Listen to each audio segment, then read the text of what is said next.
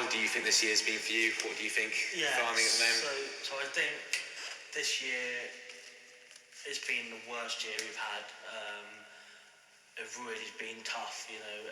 Every farmer, big or small, has really struggled.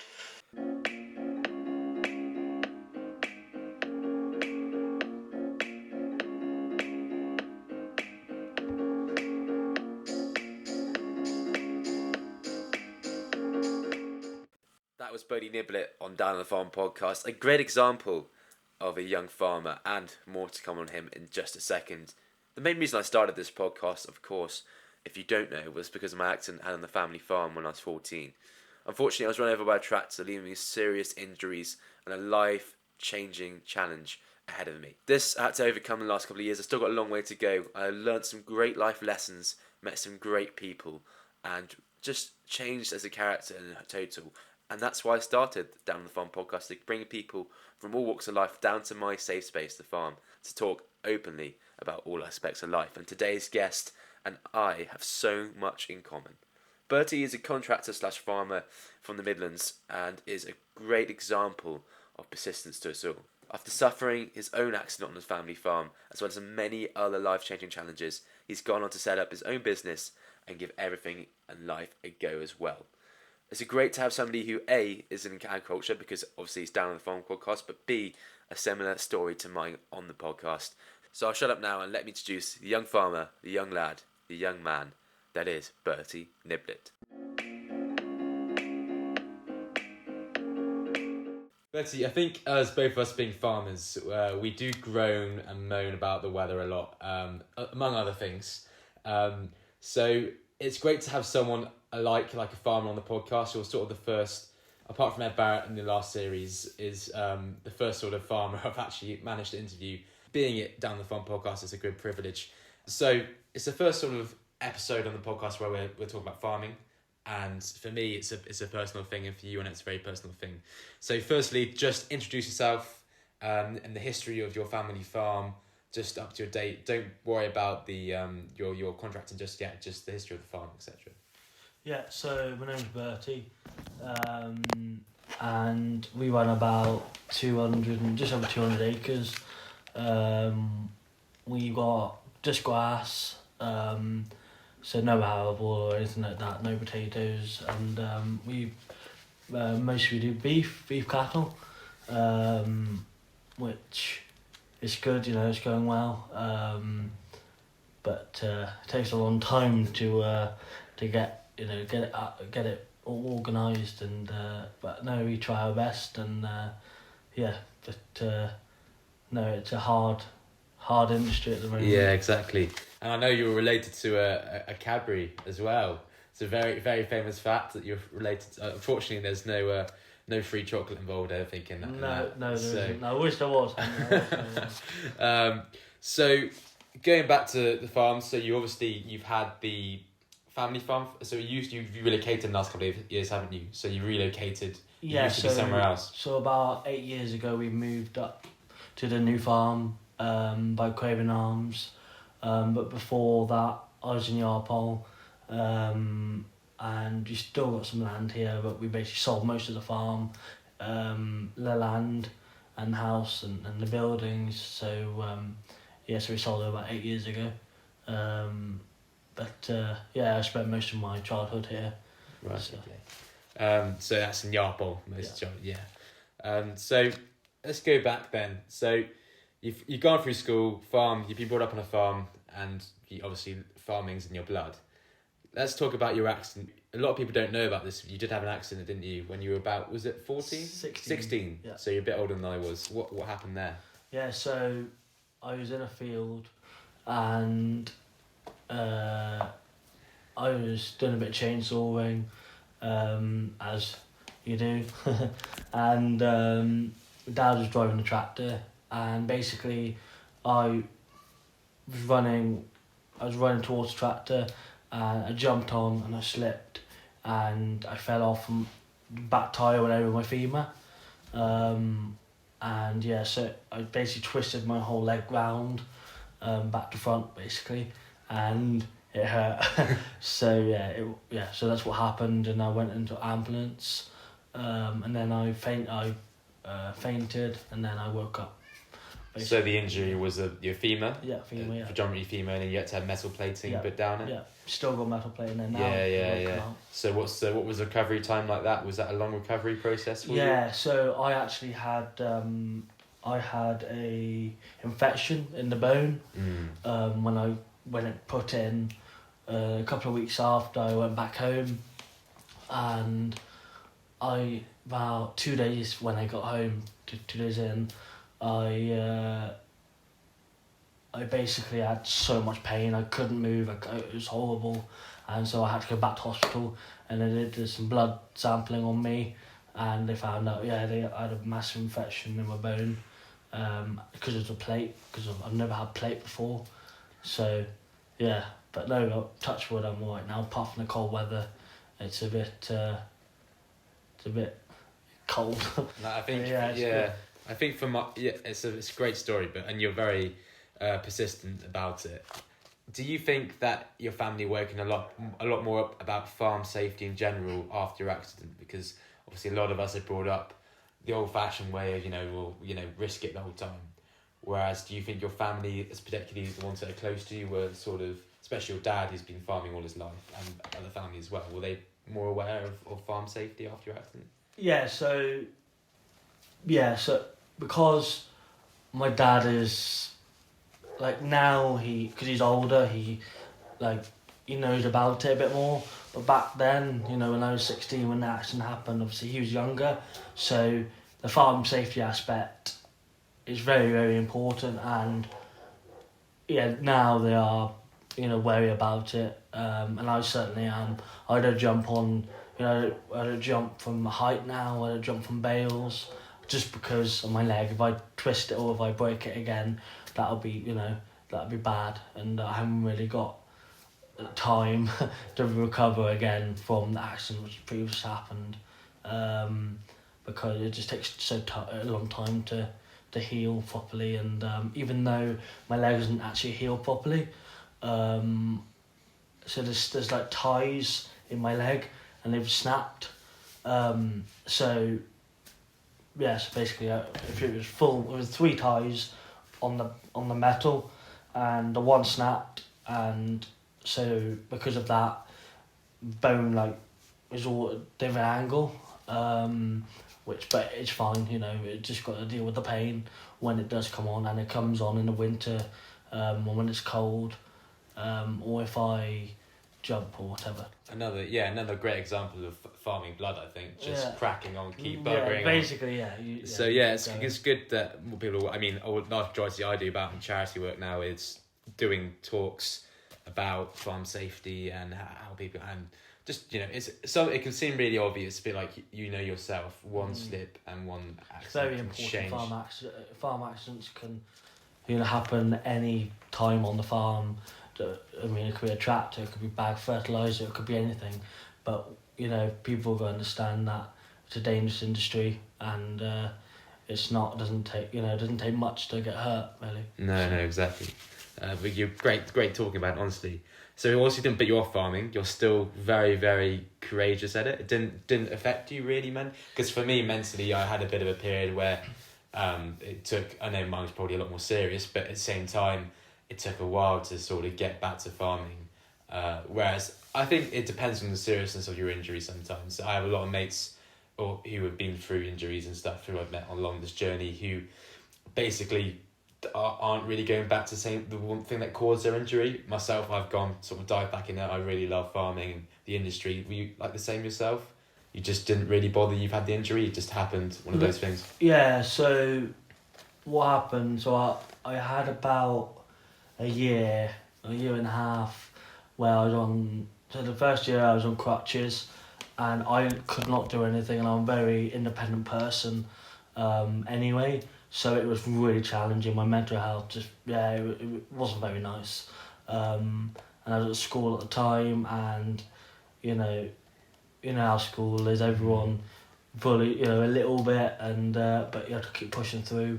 But that's what I did, in the sport. I love sport, and I really struggled with that, running especially, really struggled. So my mental health, it did affect it, but like kept plodding on. You know, you got to, and you keep going basically. So yeah. Yeah, good for you, Bert. Honestly, this year in farming hasn't been the best. No, it hasn't.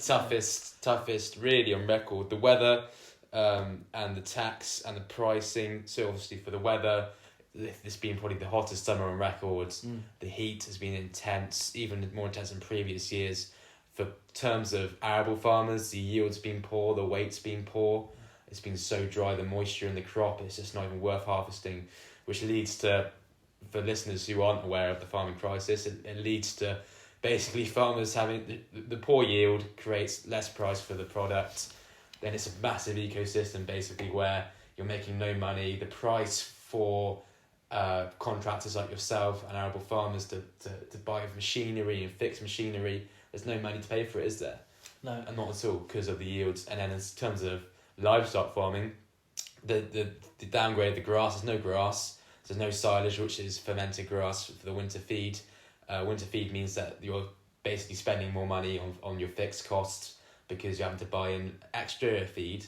And obviously the exterior feed doesn't exist because the crops don't exist in the first place. So it's a big ecosystem of panic for a lot of farmers out there. And obviously there's no hay and straw and stuff as well. So the ecosystem as well is the whole thing is completely collapsed over, I think, this last year. That's it, yeah. And then taxation, obviously with the government, everyone knows what's going on there. So people think, farmers are being a bit overdramatic. You've got the whole massive ecosystem crisis at the moment, which we'll go into in a minute. And then the taxation of the government, so this whole income tax and other stuff, and the duty tax on various things. Treasury failed to understand how farming is supplied and how basically obtain profit is the main goal for farmers. And then obviously the price and everything, equipment and just anything farmers trying to get hold of at the moment, especially since Brexit has just gone up ridiculous amounts. So how do you think this year's been for you? What do you think of farming at the moment? So I think this year it's been the worst year we've had. It really been tough, you know. Every farmer, big or small, has really struggled. It's because we've had such a dry spring, so there's no grass or no crops, you know, getting the right start, and everything takes so long.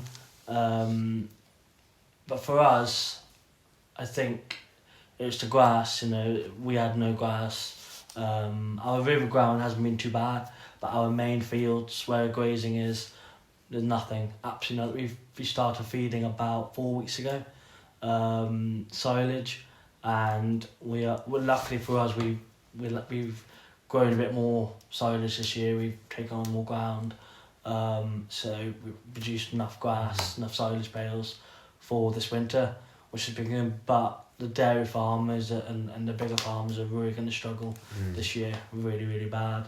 But we keep going and see what next year brings. And it's a massive thing, persistence. I mean, I'm trying to use one word per episode at the moment in the series. I think persistence, like for farming, is like just carrying on. You know, I think any other job, I agree. There's lots of other jobs that are very hard out there and they're tough, especially in NHS. We obviously know all about that. But farming up there, I mean, the suicide rate as well in farmers is just dramatically going up because of this crisis of farmers being in debt and just can't pay back anything. It's really not. It's expensive. Like for us, I got my 86-year-old granddad. We've been farming. Well, I'm fourth generation, and he's obviously just wants to have a sort of a quiet, retired life. Well, not retired. He still works full time. He calls it retired. And we're having to sell most of the livestock, or planning to, because our silage cut is a fifth of what it usually is. So we can't. We're a small farm because Dad's diversified into other things, and we can't sustain to pay for that winter feed. And I think that is the one thing that for listeners they've got to be aware of. With that, obviously, with your farm now, exciting stuff ahead. Contracting business. Tell us about it. Yeah. So a few years ago, I think I was about 20. I started a contracting business where I decided to try it and see how it goes. And every year it gets bigger. Every year we get more customers. Every year I do more bales. Every year, more and more.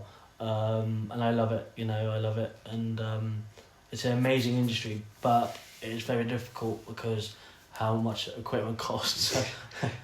Even though there's finance deals and that, but you've got to pay, every month, and if you're not working enough in that month to afford it, to do enough bales, like this summer has been awful for contractors. We just haven't, there's no crops, so the baling, the raking, the mowing, there's been nothing. So if if you're financing things for the summer, it's hard. It is hard, and it's getting even more difficult because there's less farmers about. So you got less, less jobs available to you, but that there'll be other things. Hopefully there'll be other farmers popping up. Yeah. But, as a young farmer, how do you think how important that is that farming carries on in the UK? Massively. We only can feed 50%. So we are in the UK, 50% population in the UK. So we need to get bigger. We need to stop relying on other countries. We need to be able to produce on our own land. But the government, it's hard times at the moment. Really, it really is very dark. Yeah. But keep plodding on, and So. Nice. So how can people get in contact with you? I'll leave all the links and the stuff in the description, but it's mainly your phone number if they need to. So my number, and then I do Facebook. I'm on Facebook, BM Contracting. You get in contact with that there, and I also do wood processing. We also sell firewood, but we mainly do mowing, tedding, raking, baling, lugging bales, processing firewood, and that's about it. And also I subcontract as well with my own tractor, because I've got quite a big tractor, so and I've got front linkage from PTO, so I have New Holland. New Holland, yeah, the best, yeah. But yeah, so that's how, yeah. So I think you're a really persistent young lad, because I know I say young lad, you're older than me, but I think you really are, because obviously another topic was you were born premature, weren't you? Yeah. So tell us a bit about that. Yeah, so I was 100 days early, £1.13, and that was very hard. My mum, the reason why I was early because my mum had appendicitis, so I had to come out early. Otherwise I would have died, and she would have been very ill, or even died as well. But yeah, so I made it, and I had pneumonia 3 times.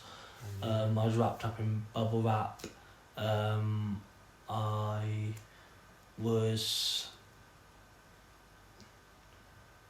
was in 2 hospitals. So I was born in Hereford Hospital, and then I moved to Birmingham, but straight away because they couldn't. Specialists. Yeah, specialty care, and I didn't go home for a couple of months. Yeah. So it's tough. Is it tough? Because I have other mates who were sort of obviously you have to have hearing aids and stuff because different complications. But is it tough trying to fit in sometimes? Do you think, especially at school? Do you think it was just very difficult at school? Yeah. So at school, in the early years, was definitely very difficult because everyone was shouting and they didn't care. And very I struggle with background noise. So that's a struggle. But people, you're young kids, you don't care, do you? Because it's not you, but the person who's happened to is very hard and difficult. Yeah.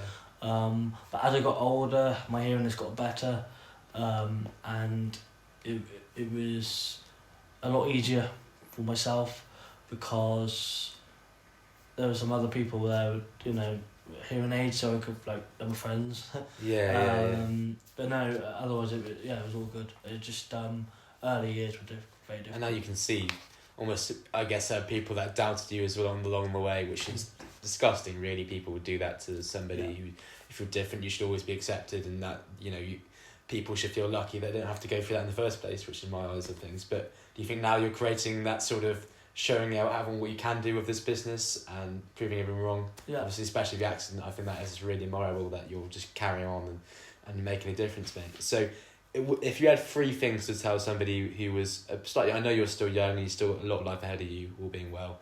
What were 3 things you'd say to somebody who is about to start and has a dream and wants to carry on with whatever? It may be contracting, it may be farming, but it may be something else. Yeah. There's 3 things. It's a good question. I've only asked 2 people this, I think, on the podcast, so it is. I like it. It's a bit of a testing question. Take your time.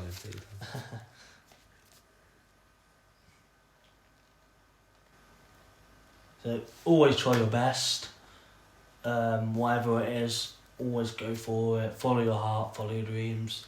Never let anyone stand in the way. And don't be too hard on yourself if it doesn't go to plan. Keep going, keep trying, never give up. And yeah, that's all I'm going to say really. And that's basically fine. to keep trying, don't doubt yourself, and keep going, and eventually you'll get over that wave. Yeah, no, thank you very much for coming on the podcast, Bertie. I hope you've enjoyed it. Yeah. And obviously we'll leave all the links for people to get in contact with you about your farming as well. Have you been enjoyed? Yeah, no, thank you so much. Thank you. Bertie, one example of a young, persistent farming lad, honestly. An absolute legend in my book. Persistence. It's all in farming. It's in the farmer's tough and blood to keep going, no matter what the weather, no matter what the tax throws at them. But, again, they do need your help. So, if you're listening and are wanting to help, please, if you do see a farmer, a bit like Jeremy Clarkson said on Clarkson's farm, just do go and buy him a pint if you see him moaning and groaning down the pub or wherever. Give them a tap on the shoulder, tell them to keep going and keep supplying food for the nation. If you'd like any more interest in farming, I'll put the links down below to some interesting websites, some places where you can read up on farming if you're not used to it. Also, links for Bertie's contracting business and also mental health awareness links and charities if you were affected by some of the topics we were speaking about in the episode. Thank you again for listening, and hopefully you can check us out on all our social media platforms at Down on the Farm Podcast, and also go and check out all the other episodes out there. Leading on to links about farming, please, if you are interested in farming yourself, or maybe it's for a child or a relative, don't get afraid to get in contact with us at Down on the Farm Podcast as well, and we'll help you maybe look for some work experience or a way to get into farming. We'd be more than happy to. But as ever, from us to you, don't be afraid to go down the pub and give your fellow mates a hug.